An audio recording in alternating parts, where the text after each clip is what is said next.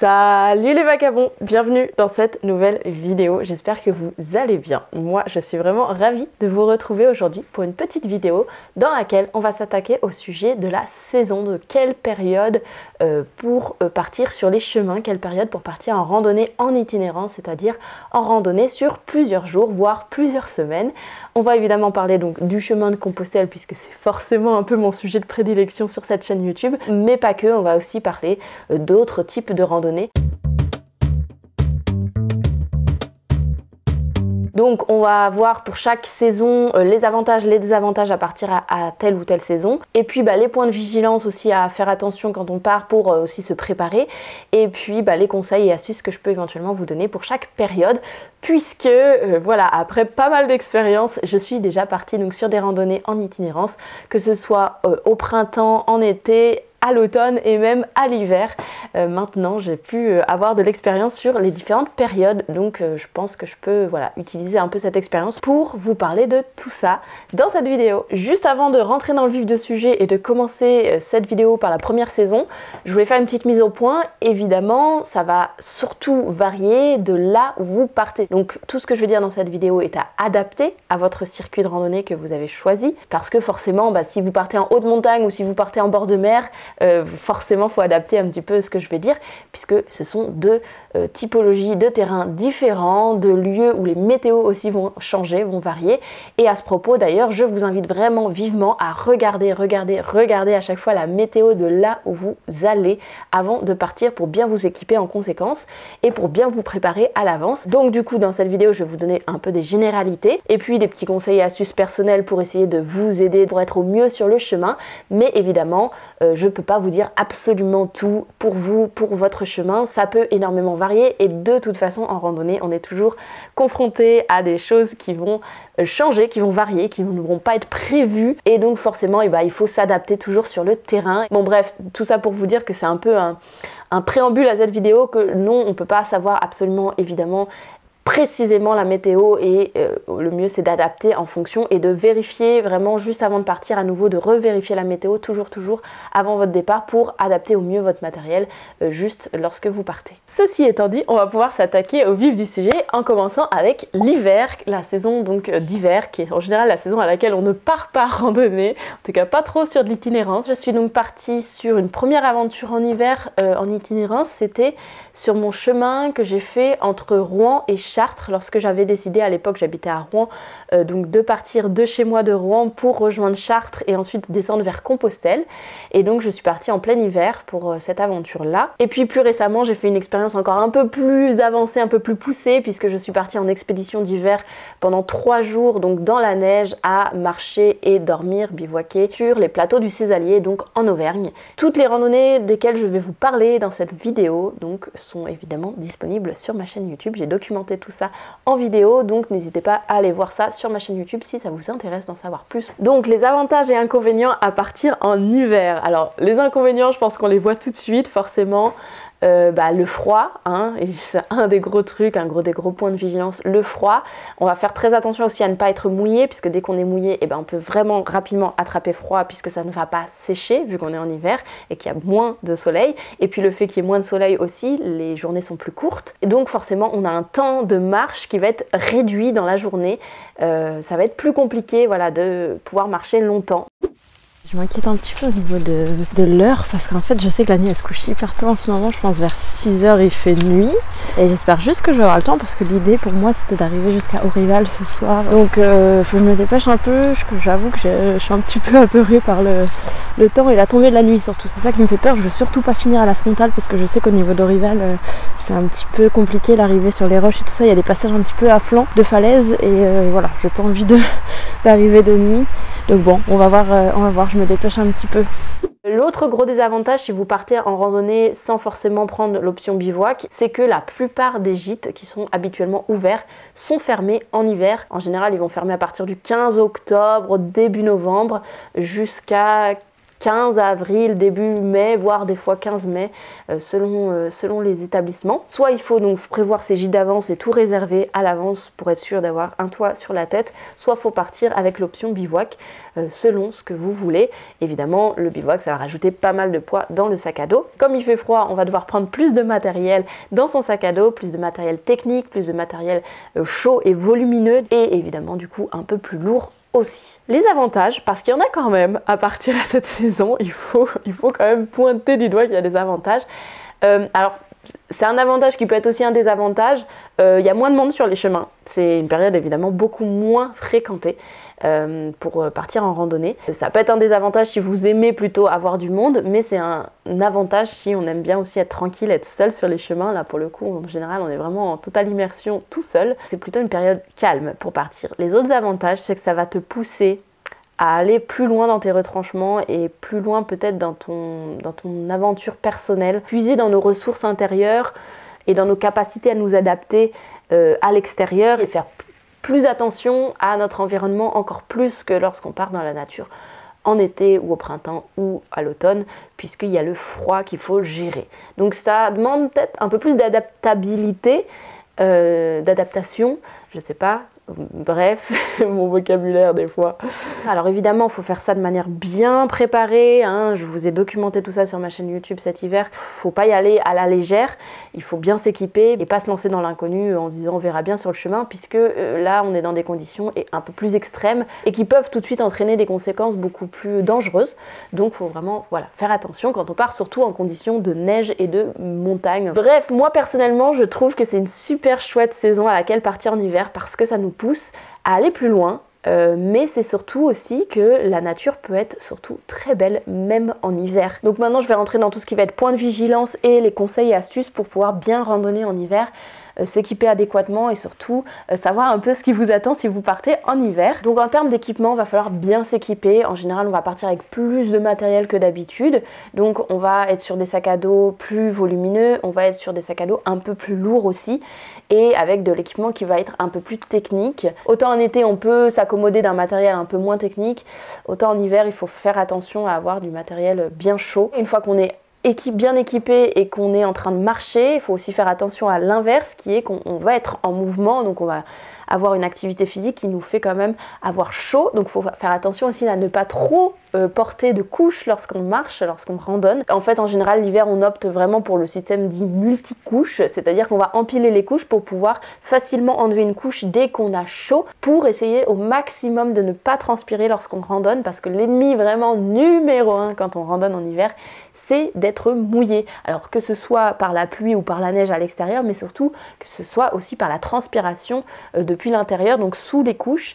Donc dès qu'on a chaud en randonnant en hiver, il faut vraiment enlever des couches pour essayer de ne pas transpirer, parce que forcément en hiver on sèche beaucoup moins rapidement, on sèche les choses beaucoup moins rapidement et la nuit c'est difficile de faire sécher, la journée aussi des fois c'est difficile de faire sécher puisque les températures sont plus basses et puisque le temps de soleil est réduit. La deuxième chose, ça va être bien couvrir ses extrémités. C'est super important d'avoir bien un bonnet, des gants, des chaussettes adéquates pour être bien au chaud, surtout pas lésiner sur ça. Moi je prends souvent plusieurs paires de petits gants plus une grosse paire de gants, pareil système multicouche, hein, petits gants pour garder la motricité des mains dans des petites actions sur le campement, et par-dessus des gros gants imperméables, des gros gants Gore-Tex ou des grosses moufles aussi, ça peut aussi, pour ne pas avoir froid, surtout quand on marche avec des bâtons, parce que les mains sont quand même bien exposées à l'air extérieur, donc voilà, faut faire attention à ne pas geler des doigts, et un bonnet ou voir une cagoule ou voir tout ce qu'il faut, et de quoi aussi bien couvrir le cou dès qu'il y a du vent. C'est important, voilà, aussi de bien couvrir donc les extrémités, parce que c'est là qu'il y a une déperdition de chaleur plus importante. Autre chose en termes de conseils, ça va être de bien adapter son rythme, puisque on a un temps de soleil qui est réduit en hiver, parce que dès que le soleil va être vraiment couché, tout de suite le froid va arriver d'un coup, et donc si on n'est pas prêt, si on est encore en train de randonner, puis que là il va falloir commencer à établir le campement et tout dans la nuit, dans le froid, tout de suite ça va être beaucoup plus compliqué. Donc en général il faut bien adapter son rythme, c'est-à-dire s'arrêter beaucoup plus tôt. En tout cas moi c'est une technique que j'utilise, c'est que je m'arrête vraiment plus tôt, avant même que le soleil soit couché, pour établir le campement. Je pense que je vais d'abord commencer le petit feu pour me réchauffer, parce que ça y est, je sens que il va faire froid. Donc non d'ailleurs, je suis en train de vous dire des bêtises, il faut d'abord que je me change et après je commencerai le feu et après je pourrai mettre de l'eau à chauffer et peut-être qu'après je pourrai manger. Et en fait ça prend tellement du temps le soir, c'est fou quoi. Pourtant je me suis arrêtée tôt, je me suis arrêtée super tôt et j'ai commencé à aller chercher du bois et tout assez tôt. Hein. Bon du coup je vais pas m'attarder à vous parler puis je vais m'activer. En tout cas c'est magnifique et puis il n'y a pas un chat, c'est fou, c'est fou, c'est fou, je suis trop heureuse.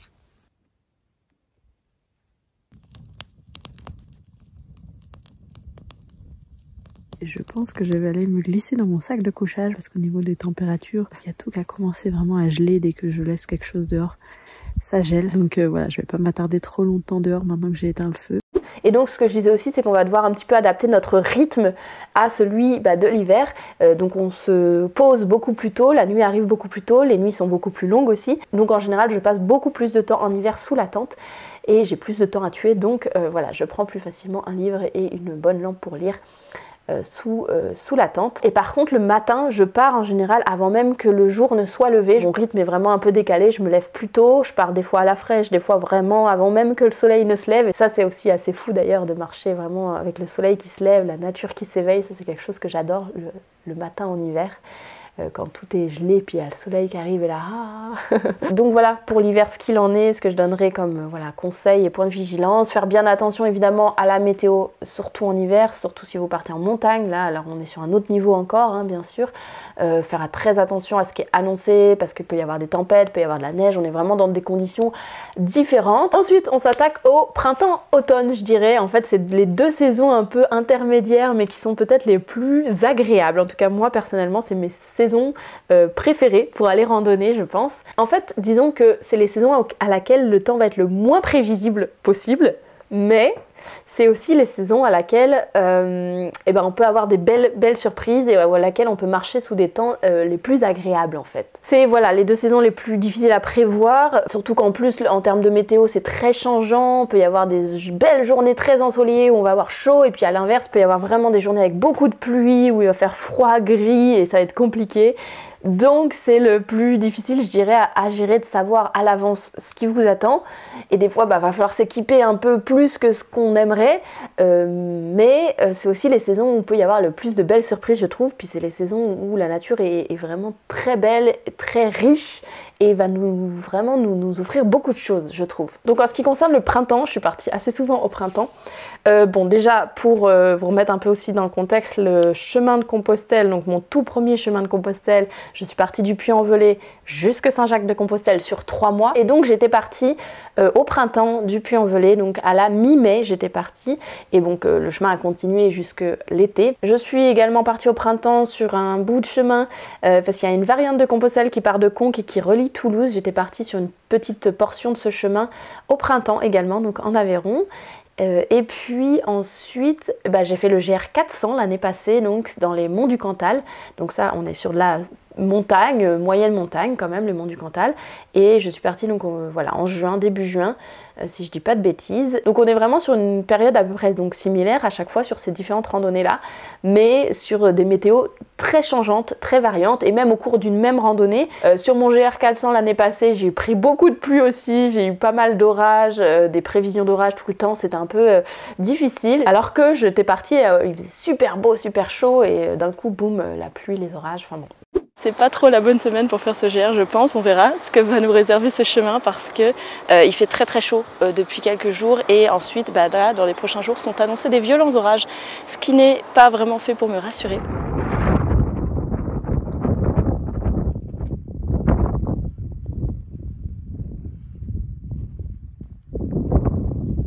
Ça passe vraiment du tout au tout quoi, j'avais eu grand beau soleil et là d'un coup vent de fou et surtout gros nuages menaçants.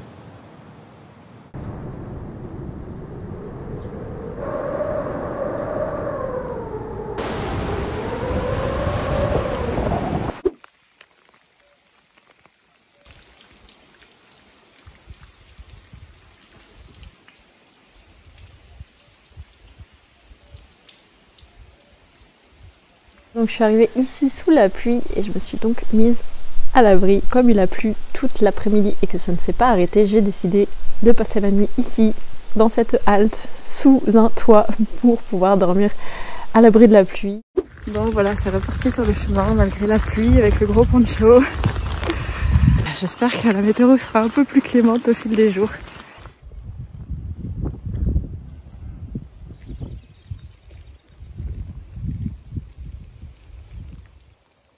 Comme quoi, c'est difficile de prévoir à l'avance et il faut s'adapter au fil du chemin. Par contre, c'est vrai que c'est une très belle période, le printemps, pour partir. Sur le chemin de Compostelle, c'est une période assez prisée lorsqu'on part donc sur le GR65 qui part du Puy-en-Velay. Les gîtes commencent à ouvrir et donc il y a beaucoup de pèlerins qui commencent à partir à cette saison, surtout les pèlerins qui veulent faire l'intégralité du chemin jusque Saint-Jacques-de-Compostelle, puisque ça met à peu près 2 à 3 mois.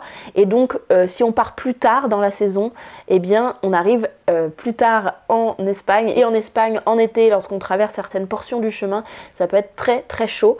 C'est pour ça que en général, les pèlerins essayent de partir un peu plus tôt dans la saison pour ne pas avoir trop chaud lorsqu'ils arrivent, ne pas arriver trop fin juillet, août, où ça commence à être vraiment chaud en Espagne. Mais il faut savoir que du coup, quand on part du Puy-en-Velay, faut pas oublier que c'est l'Auvergne encore, c'est la Haute-Loire, le Puy-en-Velay, et souvent, il y a encore un peu de neige sur le chemin. Moi, je me souviens que j'étais partie mi-mai et il y avait eu de la neige juste avant que je parte, et quand j'étais passée, il y avait encore des petites couches de neige à certains endroits. Mais voilà, pour mes expériences au printemps, c'est une saison que j'aime beaucoup, mais qui peut être très changeante et qui peut vraiment être assez aléatoire en termes de météo. Donc, les avantages et inconvénients à partir au printemps. Les avantages, c'est qu'on peut avoir des très belles journées, pas trop chaudes, vraiment des belles journées de soleil. Il y a vraiment une période où il peut faire 20 degrés et c'est parfait pour marcher. La contrepartie, c'est que c'est très changeant et on peut aussi se retrouver avec des journées assez fraîches encore, avec des nuitées encore fraîches quand on part en bivouac. Donc le gros désavantage, je dirais que c'est assez peu prévisible et donc que c'est difficile de s'équiper adéquatement, parce qu'en fait il n'y a pas de adéquatement dans le sens où ça peut beaucoup fluctuer au sein même de votre randonnée, même si vous partez seulement 5 jours, ça peut beaucoup changer. Donc en fait le désavantage, c'est que on ne sait pas trop sur quel pied danser et on ne sait pas trop de quoi il faut s'équiper. Il faut presque un peu prendre un peu de tout, une casquette et des lunettes de soleil, mais aussi des gants et un bonnet. Il faut avoir un peu un panel d'équipement assez agrandi pour s'adapter au maximum aux différentes conditions météorologiques qu'on va pouvoir rencontrer. Après ça dépend, si vous partez début juin et qu'il fait déjà très chaud, c'est peut-être pas la peine de beaucoup s'équiper, mais dès qu'on part avril-mai, ça peut être un peu tôt encore et il faut prendre un peu de gros matériel. Mais le gros avantage de partir au printemps, c'est qu'on peut aussi avoir une super météo, que c'est très agréable pour marcher, et puis on a surtout toute la végétation, et ça c'est magnifique de partir au printemps. Moi j'adore cette saison là parce qu'il y a tout qui est en train de renaître, c'est en train de devenir vraiment vert, toutes les fleurs, les plantes sauvages comestibles aussi qui sont en train d'arriver, enfin c'est vraiment riche, la nature est riche je trouve à cette saison, et elle est très généreuse en plus à cette saison aussi, et j'adore marcher. C'est très bucolique en général de marcher à ces saisons, les genêts en fleurs, enfin tout qui est en train de revivre, renaître. C'est vraiment trop beau de partir au printemps, c'est super verdoyant le chemin et puis c'est plein de fleurs et de petits papillons aussi.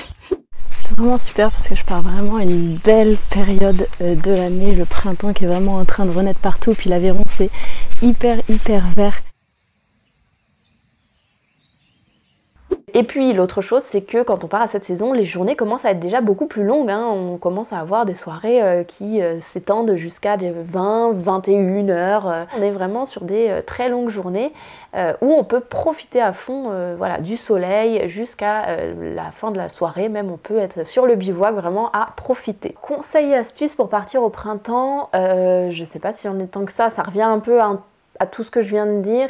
Ça va être essayer d'avoir un équipement qui est le plus flexible possible, si je peux dire ça comme ça. Avoir et de l'équipement pour les grosses pluies et de l'équipement pour le gros soleil en fait. Avoir un espèce de mix qui peut s'adapter au maximum. Faire attention à ne pas prendre un équipement trop léger, notamment pour les nuits en bivouac. On ne peut pas partir sur un sac de couchage 15 degrés, ça me paraît assez optimiste de partir sur ça en printemps. Après évidemment ça dépend de votre chemin et c'est à adapter ce que je suis en train de dire. Ensuite on arrive à la saison d'été, puis je reviendrai à l'automne après, on va faire chronologiquement. Moi perso c'est pas ma saison du tout favorite à laquelle je pars sur les chemins, mais ça m'est évidemment quand même arrivé de partir en plein été, juillet, août. C'est surtout qu'il y a les vacances de tout le monde et donc du coup il y a beaucoup de monde qui sont en extérieur. C'est très bien que tout le monde en profite au contraire, mais c'est vrai que du coup moi qui est plutôt une solitaire qui aime aussi la tranquillité tranquillité. J'aime mieux partir à des intersaisons où il y a un peu moins de monde sur les chemins. Je suis partie donc sur le chemin de Compostelle, donc mon tout premier, vu que je suis arrivée en Espagne, donc le Camino Frances, je l'ai fait en plein été, en plein mois de juillet, donc là j'étais à fond dans la chaleur. Il fait plus de 35 degrés pour marcher, c'est assez horrible, mais je vais pas me plaindre parce que je viens de traverser un endroit avec une petite rivière et on est aussi en grande partie sous les arbres dans une belle forêt, donc à l'ombre, donc je suis plutôt contente. Et ensuite j'ai aussi fait le Camino del Norte en début de saison d'été, donc le chemin du Nord en Espagne, qui est aussi un chemin qui va vers Compostelle. Donc j'en ai fait seulement 10 jours depuis le Pays Basque jusqu'à Bilbao à peu près, donc j'ai fait un bout en été. Et il faisait aussi très chaud, j'ai des souvenirs de canicule, donc ouais, très chaud. Et donc entre Zarautz et Guétari, il y avait 4 km bien chaud, ce qui fait chaud, en plein soleil à côté de la route, entre le bord de l'eau et la route, donc c'est un côté sympa, un côté un peu moins sympa, mais c'est surtout, c'était en plein soleil. Et donc là je continue, encore, c'est l'heure de la siesta et je sais pourquoi, il fait tellement chaud. En fait j'aurais juste dû rester à la plage je crois, il fait beaucoup trop chaud pour marcher. Surtout que je vois plus un seul pèlerin et je crois que tous les pèlerins marchent vraiment que le matin. Et ils ont tellement raison en fait. Et ensuite, ah bah oui, mais en fait c'est ça, je crois qu'en fait il m'est toujours arrivé de la canicule quand je suis partie en plein mois de juillet ou même début juillet. Et du coup, c'est pour ça que je dois pas aussi trop apprécier partir en été, puisque je suis également partie sur un bout de la voie de Tours en plein été et j'ai eu très chaud. C'est reparti pour marcher dans le plat de la Beauce et puis surtout sous le soleil écrasant. J'ai mal géré mon coup parce que je voulais faire une grosse pause à midi et puis finalement, en fait comme j'ai pas trouvé de quoi me ravitailler plus tôt, j'ai dû marcher sous le soleil de midi et c'était pas top. Mais je me suis bien protégée, j'ai mis ma serviette microfibre juste là à mon cou pour pouvoir me protéger au moins même le cou, même parce que même si je mets de la crème, ça suffit pas honnêtement en ce moment. Mais bon, en même temps qu'à l'idée, je suis partie depuis Chartres et ils annonçaient canicule et j'y suis quand même allée alors que je traversais la Beauce où il y a peu d'endroits où pouvoir être à l'ombre. Et donc, forcément, le point de vigilance, le soleil, la chaleur, ça va être les deux gros désavantages quand on part en plein été parce qu'il va vraiment falloir se couvrir et se protéger de ça et surtout de la chaleur qui peut nous empêcher d'avancer parce que c'est difficile de marcher sous un gros soleil, sous la canicule. Ça peut être très vite compliqué. Par contre, bon, l'avantage c'est qu'en général il fait quand même relativement beau, relativement chaud. C'est plus agréable lorsqu'on a des journées quand même où c'est pas la canicule, il y a un peu de vent, il y a de quoi faire. En plus on a les longues soirées, on peut profiter d'être sur le bivouac au camp le soir, c'est vraiment chouette. Il y a quand même des beaux avantages à partir en été, je pense notamment si vous partez plutôt en montagne. Alors il faut faire attention aux orages évidemment, il faut aussi faire le contre-pied parce qu'en été des fois il y a des gros orages. Donc il faut bien faire attention à regarder la météo d'avance encore une fois, mais ça je crois que quelle que soit la saison, il faut bien regarder la météo. Mais en montagne, vu qu'on va être en plus haute altitude, c'est plus agréable aussi puisque peut y avoir des températures plus fraîches. Et du coup, en découlent mes astuces et conseils pour partir à la saison d'été. Évidemment, ça va être de bien se protéger du soleil parce qu'il faut faire attention à protéger sa tête. Donc toujours prendre chapeau, casquette, tour de cou qu'on va mettre en bandeau, n'importe quoi. Mais il faut vraiment prendre quelque chose pour bien se protéger.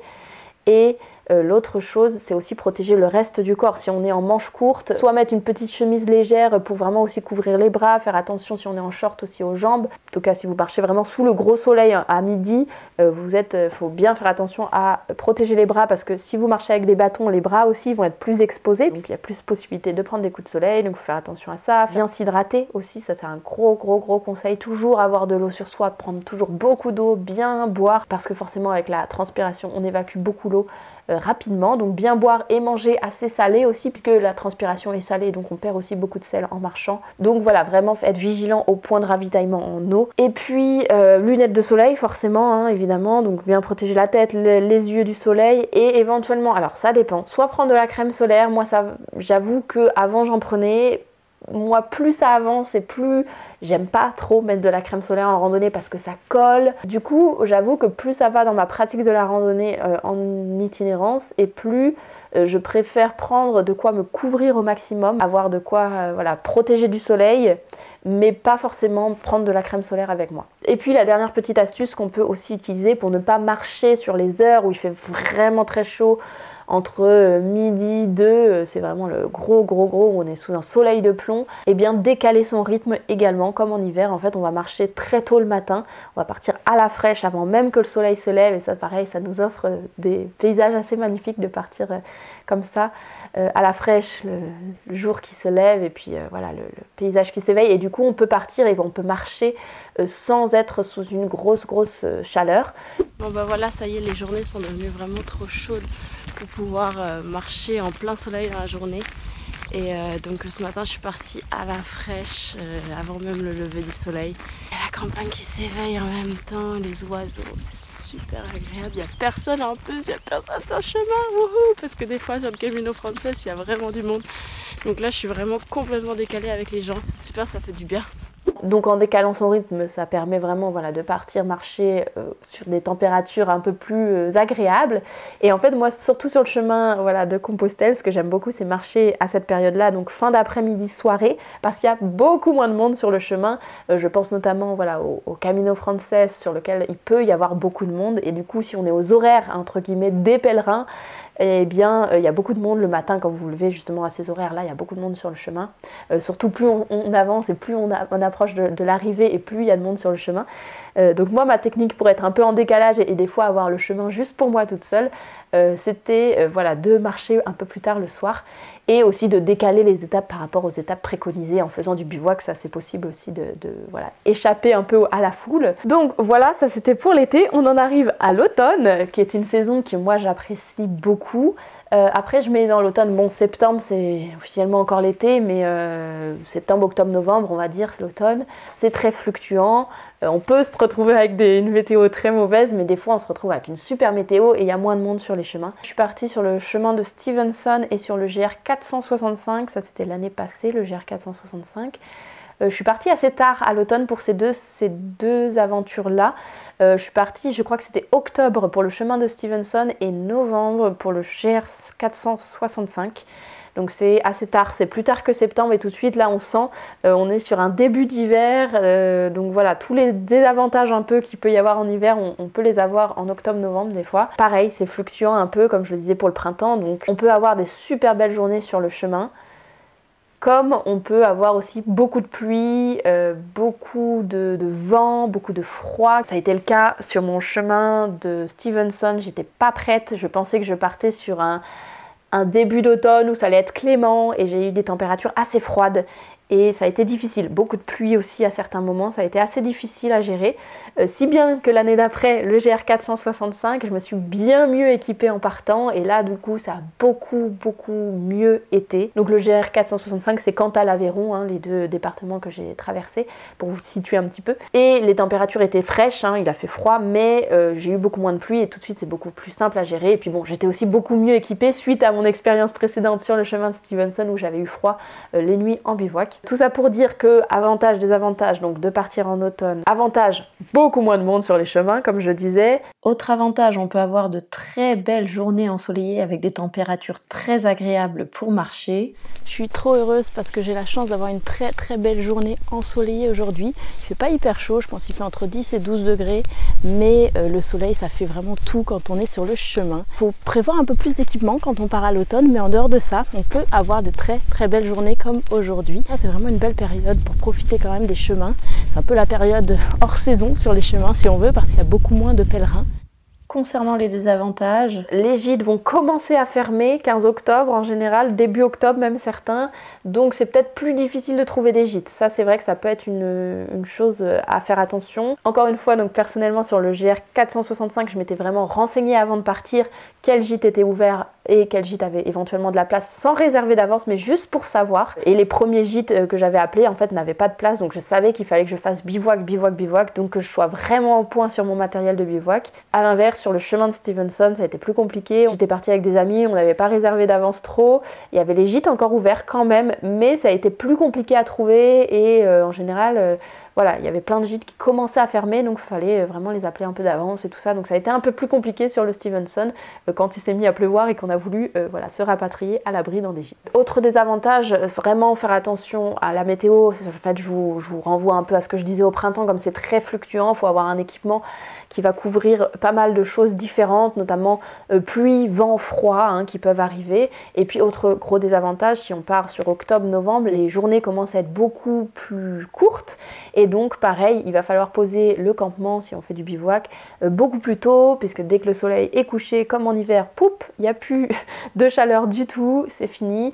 Pareil, faire sécher ses affaires, ça va être beaucoup plus compliqué, donc faire beaucoup plus attention à ne pas être mouillé, que ce soit par la pluie ou que ce soit par la transpiration. Les conseils, astuces que je peux vous donner, partir avec voilà, un bon équipement, bien chaud, couvrir ses extrémités. Pareil qu'en hiver, bien avoir des gants, des bonnets, des grosses chaussettes pour la nuit, de quoi bien se couvrir, une tenue complète pour la nuit, des sous-vêtements thermiques qui vont bien vous apporter chaud pour la nuit et qui soient bien secs, surtout pour pouvoir dormir la nuit avec des vêtements secs. Bien prendre un équipement assez chaud, pareil, encore une fois, comme au printemps, ne pas sous-estimer les températures, faire bien attention, re-regarder la météo avant de partir, toujours les mêmes conseils bien sûr, mais faire bien attention. Et donc pareil qu'en hiver, bien poser le campement plus tôt, donc on a des nuits qui sont beaucoup plus longues. Comme en hiver, moi je sais que je prends souvent de quoi lire, une bonne éclairage pour pouvoir être tranquille sous ma tente. C'est un peu superflu, mais je me suis pris une lampe pour le soir pour pouvoir lire, parce que comme la nuit se couche hyper tôt, bah sinon j'ai pas grand chose d'autre à faire comme il fait nuit, et du coup je me suis pris un livre aussi et je me suis permis de prendre cette lampe en plus de ma lampe frontale que j'ai. Donc le soir, bah voilà, je mange assez tôt, ensuite je me glisse dans mon sac de couchage parce qu'il fait vite froid, et ensuite bah, je me mets en général à lire. Je mange beaucoup plus tôt, je décale un peu mon rythme, je mange beaucoup plus tôt, des fois vers 18-19 h, c'est vraiment tôt, et je me glisse dans la tente dès que j'ai fini de manger pour pouvoir être bien au chaud en fait dans mon sac de couchage, et puis lire sous la tente. Voilà, je passe beaucoup plus de temps sous la tente aussi, et pareil, je pars plus tôt, je pars beaucoup plus tôt.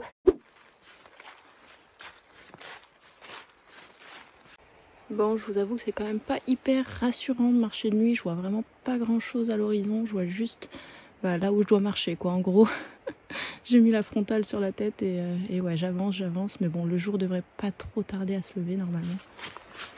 Puis je sais pas où est le balisage. Faut quand même que je regarde souvent sur la carte pour être sûre de pas me perdre. Et puis aussi, il faut faire attention parce qu'en automne, peut déjà y avoir de la neige lorsqu'on va en montagne. Sur le GR 465 en novembre, ça a été mon cas. J'ai dû passer par les montagnes, donc les monts du Cantal sur le GR 465. Et elles étaient déjà enneigées un petit peu, alors pas beaucoup, mais donc j'ai dû m'équiper vraiment grosses chaussures, imperméables, guêtres, voilà, fallait vraiment que je sois au point pour pouvoir marcher dans la neige. Et j'avais pris cagoule, j'avais pris bonnet, j'avais pris gants, je pense que j'en avais pris plusieurs paires de gants. Enfin voilà, j'avais pris tout ce qu'il fallait pour passer cette grosse étape dans la neige. Et ensuite, après, je descendais en altitude et j'allais vers le sud, donc les températures étaient un peu plus clémentes. Je crois que je n'ai pas utilisé ma cagoule par exemple sur la fin de la randonnée, mais bon, c'était utile quand même d'avoir tout le reste, les gants le soir au campement ou le matin aussi quand je me levais encore à la fraîche, c'était indispensable. Donc vraiment avoir l'équipement adéquat et un gros sac de couchage aussi, c'est important. Voilà, donc j'ai fait le tour des 4 saisons, je vous ai présenté selon moi les avantages, désavantages à partir à chaque saison, et puis les éventuels conseils, astuces que je peux avoir, même si on en revient un peu toujours au même, c'est-à-dire vérifier la météo, renseignez-vous bien sur le terrain que vous allez traverser, les altitudes, les lieux, pour pouvoir vous équiper au mieux et partir avec le matériel le plus adéquat pour votre randonnée, selon la période à laquelle vous partez. Si vous voulez aller voir d'autres vidéos un peu plus matérielles sur ma chaîne, je vous invite à les regarder. J'ai fait plusieurs vidéos, que ce soit mon sac à dos plutôt justement printemps sur la voie de Rocamadour, je vous ai déballé notamment mon sac, ou que ce soit plutôt été sur le chemin de Compostelle, je vous ai également déballé déjà mon sac. Donc je vous invite à aller voir ces vidéos si vous voulez voir plus en détail ce que je mets dans mes sacs à dos pour ces aventures selon la saison. J'espère que cette petite vidéo aura pu vous aider en tout cas à répondre à la question à quelle saison partir pour pour une randonnée en itinérance sur les chemins. Je m'appuie évidemment de mon expérience et de mes astuces, mes conseils que je peux avoir selon ma pratique à moi. Encore une fois, c'est toujours à adapter à vous-même tout ce que je vous donne dans mes vidéos, parce qu'évidemment je n'ai pas la science infuse, donc je ne peux pas prétendre à tout savoir et surtout encore moins à savoir ce qui est bon pour vous. Donc tous mes conseils et astuces sont à adapter à vos propres besoins, à qui vous êtes et puis à votre chemin à vous. Bref, je vais m'arrêter ici. Si cette petite vidéo vous a plu et si vous voulez encourager mon travail, n'hésitez pas à mettre un gros pouce en l'air sous cette vidéo. N'hésitez pas aussi à me laisser un commentaire sous cette vidéo pour me dire notamment à quelle saison vous préférez partir, si vous randonnez toute l'année ou bien si quand même vous avez des saisons de prédilection. Et puis si vous voulez vous abonner à la chaîne pour suivre mes prochaines aventures sur les chemins et mes prochaines vidéos, n'hésitez pas à le faire, ça va être sur le bouton qui est juste ici, il suffit de cliquer là et vous pouvez directement vous abonner. Et puis moi je vous fais plein de gros bisous, prenez bien soin de vous et à tout bientôt. Ciao.